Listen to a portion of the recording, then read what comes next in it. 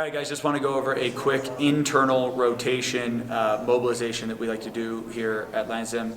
So we talk to a lot of people about kind of rotational dynamics and why they're important, why rotation's so important to hip and hip stability.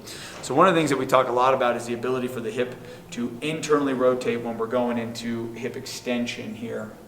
And this, can become a really transferable position for us in a lot of ways.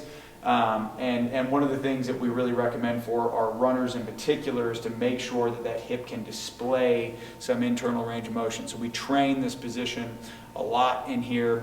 And for some people, like myself, hip internal rotation doesn't come super easy. And so you can hit a little bit of invisible wall when we do some internal range of motion screenings. And so one of the mobilizations that we really like to do is just lay down on your back here. Super simple one. We're gonna line up the knee kind of underneath, the femur's just gonna be nice and straight here. So the knee kind of under the hip here, guys. So we're not kind of flared out here. We're not too far in. We're gonna stay nice and square.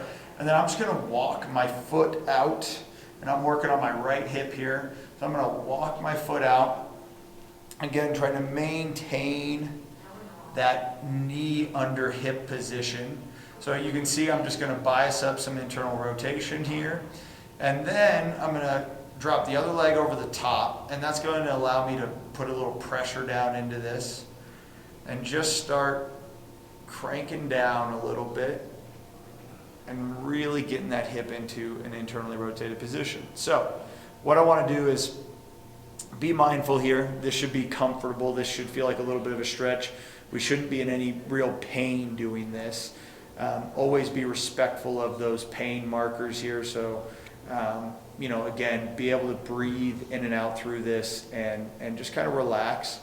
And we're going to start a clock for like 60 to 90 seconds here. After we hit at least 60 seconds, we can start incorporating a little bit of contract and relax. And so my contract relax here will be, I'm going to maintain some pressure down on that knee. I'm going to engage my hip here to push up against my foot. So I'm going to drive kind of up against my left foot here. I'm going to hold for a 3 count. I always like to do 1, 2, 3. On 3, I take an inhale. And then I release the tension in the hip and my breath simultaneously. And just try to sink a little deeper into that rotation. You can see my pelvis is moving a little bit here. We want to mitigate or manage that as much as we can. A little bit of movement here I think is okay, as long as we're not really really losing that position, because then we're going to take a lot of the rotation. We're going to really kind of blunt the impact on the hip there, and that's going to be detrimental to the mobilization. So a little bit of movement here isn't the end of the world, but try to keep the pelvis as square as we can.